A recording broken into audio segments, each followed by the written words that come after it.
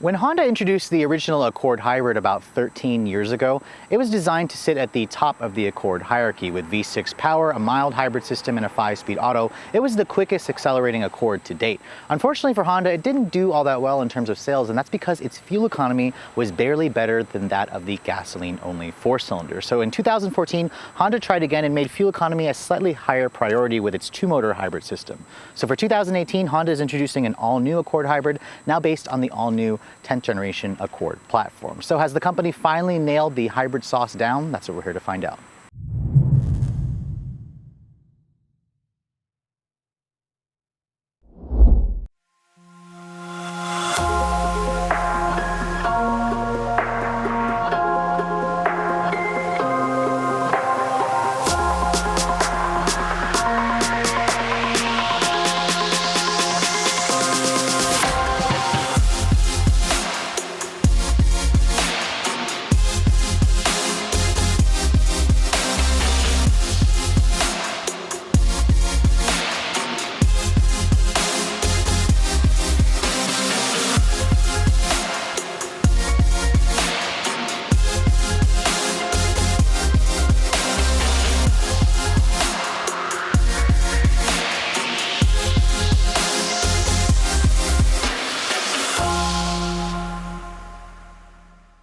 By now you should be pretty familiar with the design of the 10th generation Accord. This car came out nearly a year ago, and it started off slow for Honda, but it's been slowly becoming a big success for them in terms of sales. You can see the hybrid model doesn't look really any different than the standard gas model, and you really only can tell it's the hybrid from certain subtle differences. Now, unlike the previous generation, Honda has added more trims for this hybrid. Starting at the base, this one here is the top of the line Touring. Now, all Accord hybrids, like the gas model, will come standard with LED low beam headlights with LED turn signals.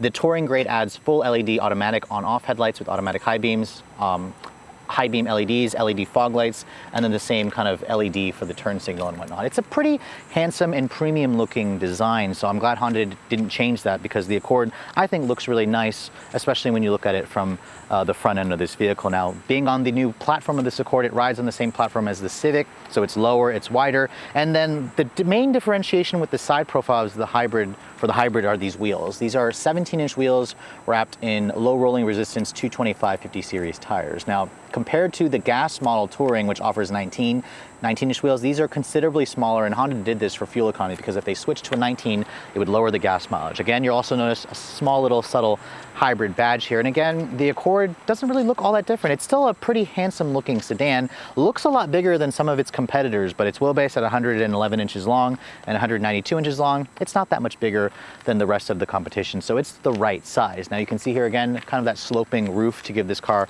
a more coupe-like profile, because Honda doesn't offer a coupe anymore. And at the back, I have to say, when I first saw the Accord's rear end design, I wasn't happy with it, and I'm probably still not happy with it. It doesn't go well with this gray because of these lobster claw looking tail lights, but they are a partial LED. You'll have incandescence for the turn signals and the brake lights. You have a nice little subtle hybrid badge here, and then of course no visible exhaust tips. Instead, you kind of have this chrome trim with one exhaust tip that's kind of hiding underneath the rear bumper. Now, being the Touring, you also get well integrated parking sensors and just a standard backup camera. And the biggest thing with this new hybrid compared to the old one is Honda has really improved the packaging here. The trunk measures 16.7 cubic feet of space. That's the same as what you get in the gas model. The reason why Honda was able to do that is because they repositioned the battery from underneath here, or in between the seats, to underneath the rear seats. So the seats still fold down 60/40. And then when you look underneath here, no spare tire. Instead, Honda just gives you a fix-a-flat kit if you guys need to deal with putting on a spare on this thing. Once we've finished talking about the exterior of the Accord Hybrid, let's move on to the interior. Now, this model, being a little bit more expensive than the gas model, does come with Honda's smart key access system with push button start and remote start. You can see the key fob is accented in blue to show that this is the hybrid model, and it also includes remote start. So you have to just push lock, push and hold that button here, and then the engine will start right up for you. It'll turn on the climate control, and then you can hear the gas engine will fire up to turn on the AC. If you want to shut off the engine, just push and hold that button again. That shuts it off for you. Now, like other vehicles with intelligent access entry, you're gonna notice on the door handle here, there's a little 3-ridge portion. If you just touch that, that locks the door for you. And then on Honda vehicles, there's a sensor on the back of the handle. Just touch that, it'll unlock the door for you when you have the key fob on you. Now, my tester being the gray on gray is definitely not my preferred color choice. It's just a little bit too vanilla for me, but this is a very popular interior choice. You can see this touring trim does come with heated and cooled seats. They are 14-way or 12-way, I'm sorry, power adjustable with a 2-person memory. Very nice interior at a glance, just like the gas model. Nothing really here has changed. The seats are very comfortable, very supportive. I complained about the gas model's ventilated seats being not very good. For some reason in the hybrid, they work pretty well, at least in this particular one that I'm driving. Now, getting into the interior of the Accord Hybrid, as you can see here, it's a sedan, so it has the same step in height as other sedans, and the gas model, nothing here really here has changed. And then when you shut the door, it's all very conventional. It sounds nice and solid. Has that little startup chime that I believe you can turn on and off. It's got that half LCD display. It shows that this is the hybrid model to differentiate it. And then when you want to start it up, just put your foot on the brake, push this button here to fire everything up. And no traditional startup noise. That's the difference between this and the gas engine. Instead, it just shows ready to drive, and then all the electronics kind of turn on. It's really nice, very, very conventional, and that's probably what a lot of people are looking for, at least in this particular segment. Now, let's move on to the interior materials, because this touring trim does come with this kind of simulated wood trim, which looks nice, but it actually feels very plasticky when you touch it, but I like the matte finish. You have that near field communication thing where you can pair your smartphone to this. Only the touring trim gives you that. Still the same soft touch material on the upper portion here of the dash. The graining is trying to make it almost seem like leather, but it's hard touch plastic down here. But everything in here fits really nicely. The Accord still has one of the top interiors in the segment. Now, you can see here soft touch on the upper door panels, more of that plastic wood. You have an aluminum accented door handle there. It's nice and padded right here. Good storage here for your phone or an armrest or for a grab handle. Windows are express up down for the front, not for the rear. Kind of wish Honda just did that for all 4 like some competitors. You have buttons here to turn off the Honda Sensing. Your head-up display you can see here is included on this touring trim. You can also turn it on and off if you'd like. You can adjust the height of it, or you can also change what kind of information you'd like it to show. It's a really nice head-up display, not as large as what I've seen in the new Camry. So that's something to keep in mind. Now the steering wheel, I like the steering wheel in this car a lot. It's got a really expensive filling leather, great stitching. It's very luxury car-like. The steering wheel itself also looks nice. It's tilt telescoping. You do have paddles on the wheel, but they actually are just to control the regen braking, where this car offers like 3 different levels of regenerative braking. This instrument panel here is interchangeable. No tack on the hybrid model, which is fine, but you can see here you can show like a power charge meter. You can show an eco drive, a power flow meter. You can basically change this to whatever your liking is. You can put navigation, driver attention, all that stuff. For the majority of my drive, I actually probably had it on the range and the fuel, because I just wanted to see what the fuel economy and the actual range was. But the gauges haven't really changed from the gas model. Still very clear, very legible. I think it looks a little bit better than what you get in the new Camry. Now, again, this infotainment system hasn't changed. When you put it into reverse, the Accord does not offer 360 camera.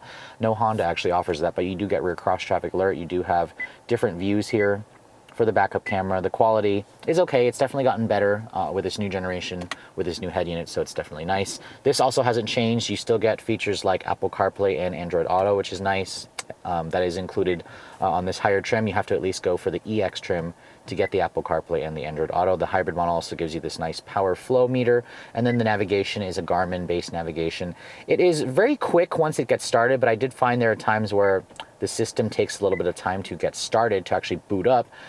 It was only in this particular one. The gas model, I didn't experience that, but once you get it going, it's a really nice system. You can see there's your home page there. These icons are interchangeable. The Touring model gives you an AT&T wireless hotspot, which is nice.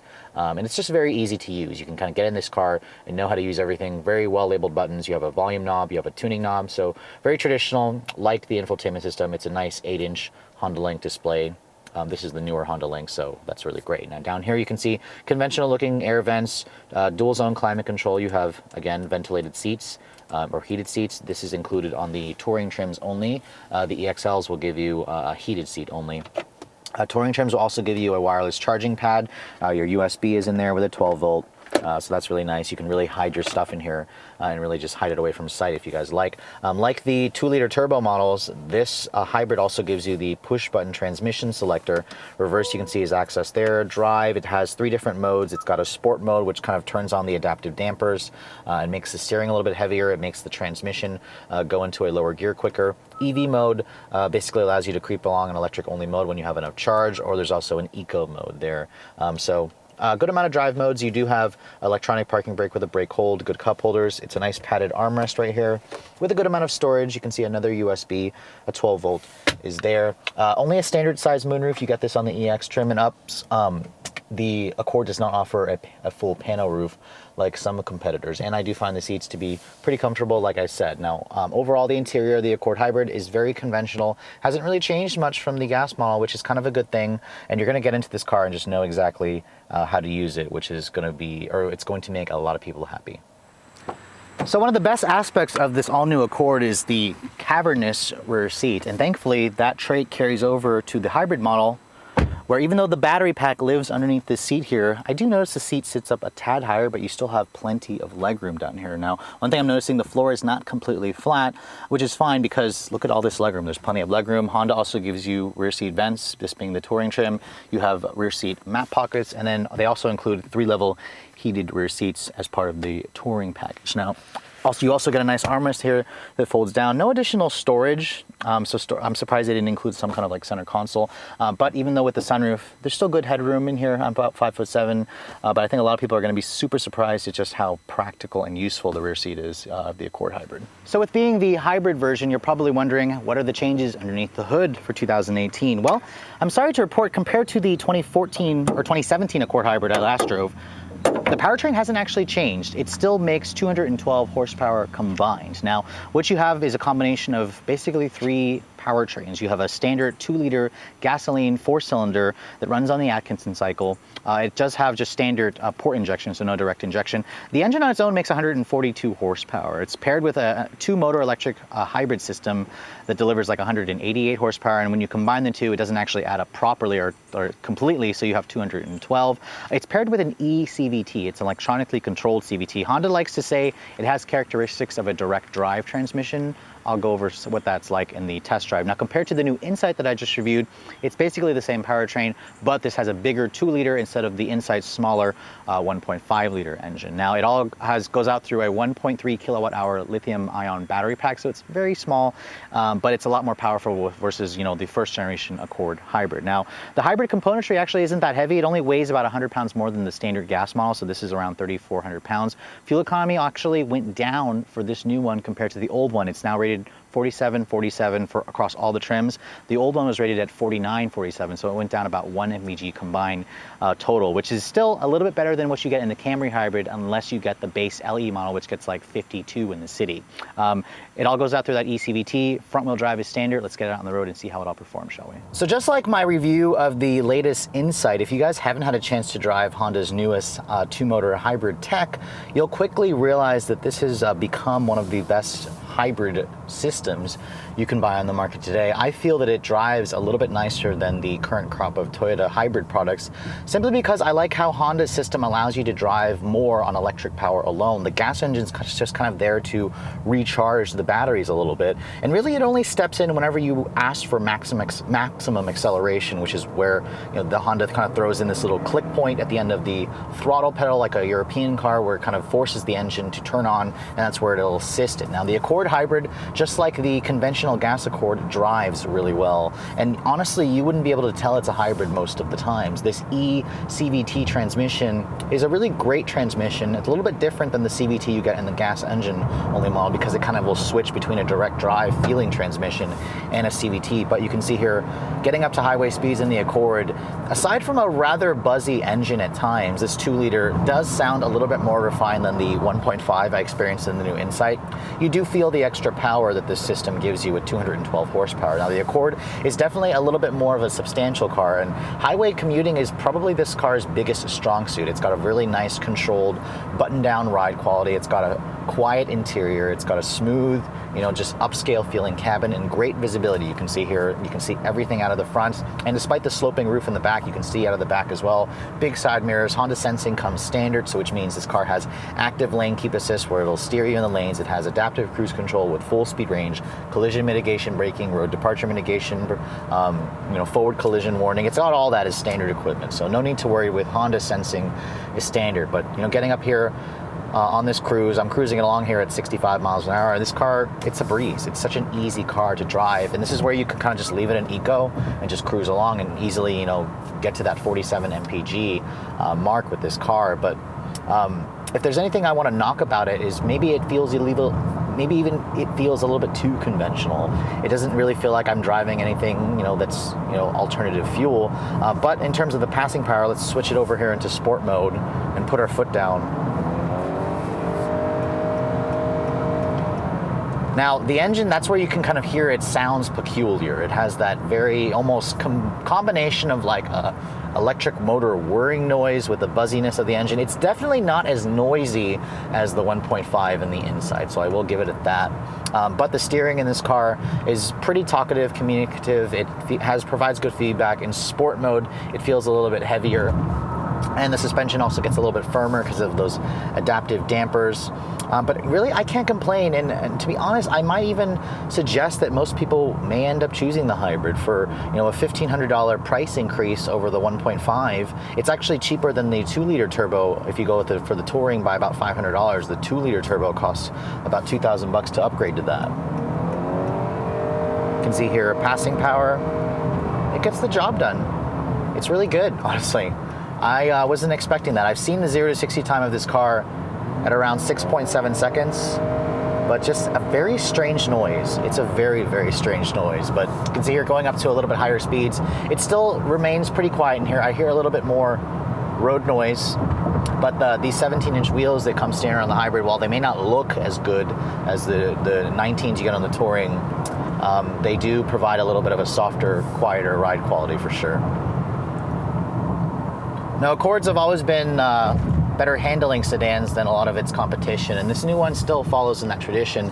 Despite the fact that it has batteries and all the extra hybrid tech, this only weighs 100 pounds more, and the Accord turns in pretty crisply. The suspension feels a little bit softer, so it's got some body lean here. The tires are kind of howling because these are skinnier, not as fat tires. But you can see here, I'm impressed. The acceleration is good. I may actually even prefer this over the 1.5 Accord. The 2-liter turbo is still the one to go if you're an enthusiast. It's just quick. But this feels a little bit quicker than the last 1.5 Accord that I drove, and it gets better gas mileage. The brakes also feel relatively normal. A lot of hybrids tend to be plagued with a regen feeling on-off brake, but not this car. Floored from a stop here.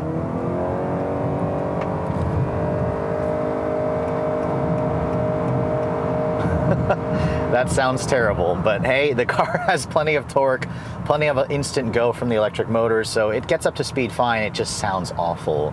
So again, if you guys don't like the sound of that, go for the 2-liter turbo with its 10-speed auto. That one sounds much more pleasant. Still not as nice as the old V6 Accords, but hey, it gets the job done. Now, how's the fuel economy with this hybrid model? Now, as I said earlier, this vehicle gets a little bit less gas mileage, 2 mpg less, or actually, I'm sorry, 1 mpg less versus the previous 2017 model. It's negligible. Right off the bat, pretty easily, I was able to get around 35 miles to the gallon, which is a lot lower than the 47, but I believe it was pretty similar, it was a little bit less than what I got in the Camry Hybrid, which is closer to 40. I just drive with a little bit of a heavier foot than this car, so you guys probably will end up getting a little bit better fuel efficiency than me. But regardless, with a 13-gallon gas tank, the Phillips are probably going to be around almost 600 miles of range, which is great, which is probably why the Accord Hybrid should sell a little bit better. In the past, Accord Hybrids have always been very low volume models, but Honda really made their mission to improve the Accord Hybrid, and they certainly have done that. I prefer driving this over the latest Camry Hybrid for sure, just because I think the hybrid tech feels a little bit more advanced than what I tried in the Camry. It just gives you a little bit more electric-only propulsion. The CVT is a little bit better. It's less buzzy versus what you get in the Toyota Hybrid. But other than that, the Accord Hybrid is going to make for one excellent commuter car for somebody who does a lot of miles. When the first Accord Hybrid came out back in 2005, I was in high school and I remember driving that car for the first time. I actually really loved it with its 255 horsepower, its 5-speed automatic. It was one seriously quick sedan. Unfortunately for Honda, it didn't sell well because the fuel economy sucked in the real world. It was worse than what you actually got for the 4-cylinder gas model, and it was the most expensive Accord, so I can see why a lot of buyers just didn't see the value of getting the hybrid version. Now, when Honda finally moved over to their 2-motor system, it improved the Accord Hybrid's overall driving experience because it added more electric-only capability, and it worked because a lot of buyers actually started choosing the hybrid version. Now, after spending the week driving this new one, it easily, for me, is one of the top hybrid sedans you can buy. It feels probably the most conventional. It has really sleek looks. It's got plenty of equipment. It drives nice, and although it's not quite as quick as that old V6, it has plenty of power for most people, and you're going to easily get to that 47 mpg mark, which is probably the best aspect of this Accord Hybrid. It gets significantly better gas mileage than the gas-only version, which tops out at like 38 mpg. So if you guys are looking for a new hybrid sedan commuter car, what's it going to cost to put this one in your driveway? Well, Honda reduced the price significantly for this new generation. It's $5,000 cheaper than the old 2017 model. Now, they did decontent it a little bit, but starting at $25,100 plus destination, it's about $2,000 cheaper than the new Camry Hybrid. Now, most of you are probably going to go up to an EX model, which is around $29,000. It gives you the sunroof, gives you the blind spot monitoring, it gives you the Android Auto and CarPlay. It's a worthy upgrade to go to the EX. This touring grade basically stickers for about $35,600. It's actually $500 cheaper than the 2-liter turbo Accord, $1,500 more than if you guys go for the 1.5. I honestly see a lot of people choosing this over the 1.5 CVT because they both have CVTs, but this version is quicker, gets slightly better gas mileage, and although the wheels aren't my particular favorite, it does ride a little bit better and it gets you slightly better gas mileage because of the smaller wheels. So if you guys are looking for a family sedan that gets, you know, Prius-like levels of fuel economy but drives like a conventional car, you should definitely put the new Accord Hybrid at the top of your list. But I hope you guys have enjoyed my full overview on this 2018 Accord Hybrid touring sedan. If you're also looking to see the latest cars I'm testing, make sure you follow me on Instagram at redline_reviews, like us on Facebook, and as always, guys, please keep subscribing to the Redline Reviews YouTube channel for all the latest reviews. Thank you so much for watching. I'll catch you all in the next video.